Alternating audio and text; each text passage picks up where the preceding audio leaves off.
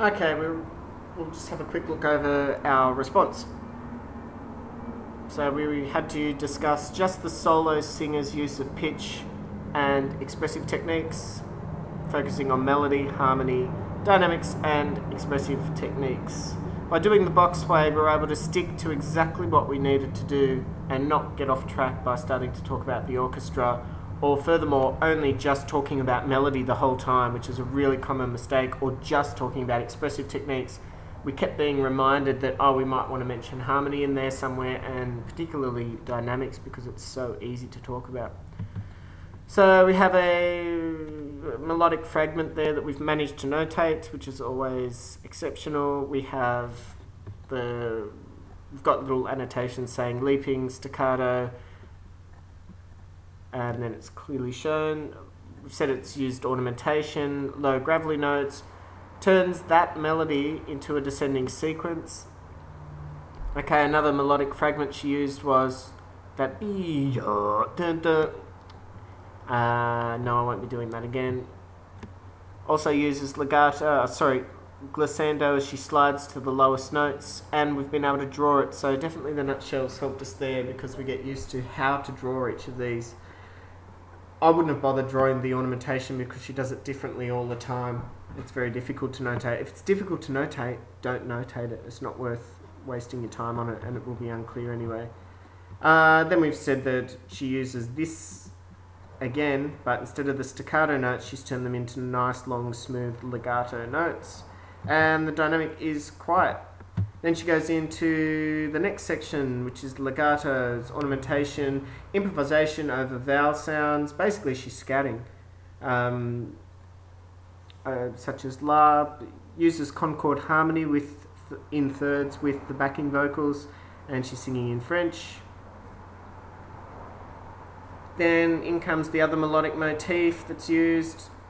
It's balanced phrases that becomes varied. So there, I'm just saying that she uses that, but then she's constantly changing things up. So that's a really important point, is that she keeps grabbing a quite simple motif and then really, really changing it.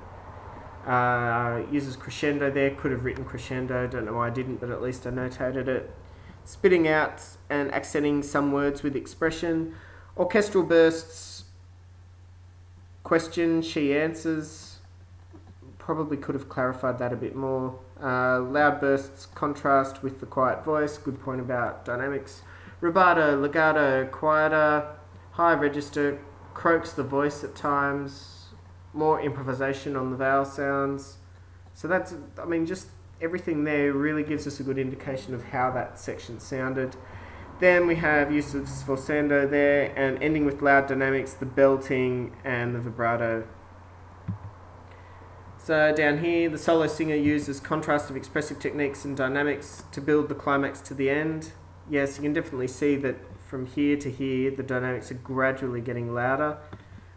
The singer uses various melodic motifs and improvises to create contrast, but also unity. If I'd just written but also unity, that'd be vague and an idiotic comment, but because as they reoccur. So because they keep coming back, that's giving us the unity.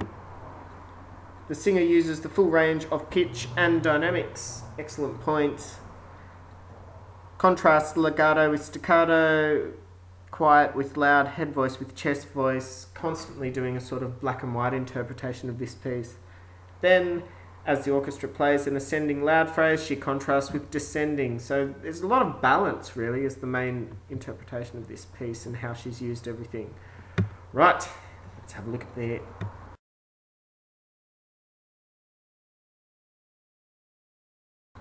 answers.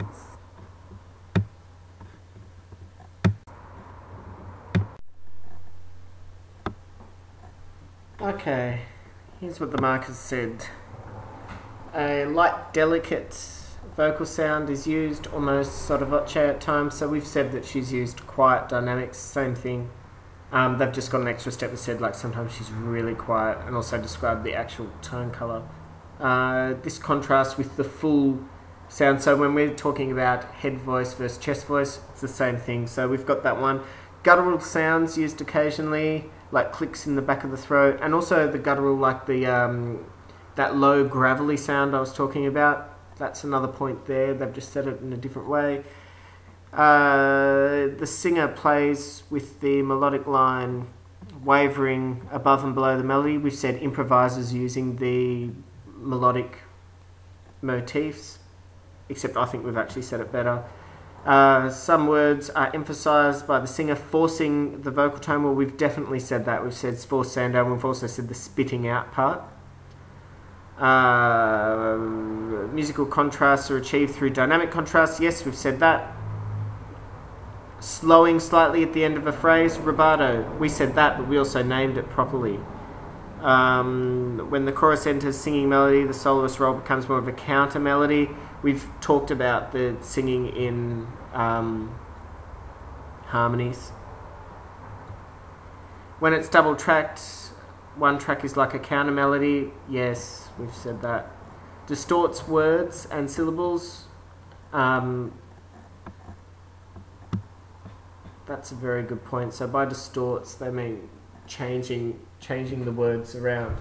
Not distort like tone colour, but distort in terms of sort of like when you've got a picture and you stretch it out too far and it doesn't look right anymore. She sort of really uses words freely, but it's actually a form of rubato. And then very nasal quality on some notes. Yes, you can say that, because you can say that's an expressive technique used. It'd be better if you said uses a nasal quality to really create tension or something, then it's a real expressive technique. Alright, then down here we have, they've just done dot points. Alternating between high notes and melody, yes, we've said that. Glissandi, we've said that, but it's just multiple use of glissando. Swoops to low chest voice, we did that, but we also drew it.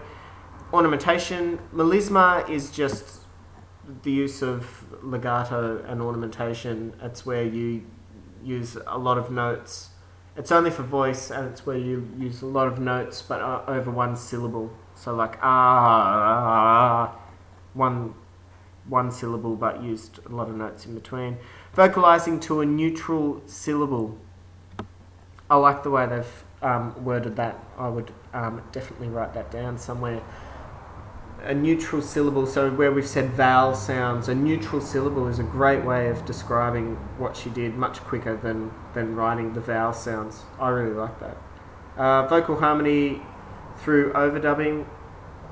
We said used harmony, and we said what sort of harmony it was. Rubato. We got pure bell-like sound versus jazzy style. Yeah, that's a good point. Staccato versus legato, we definitely talked about. Then the accents and the range of dynamics. So, look, in this one, we really, really nailed it.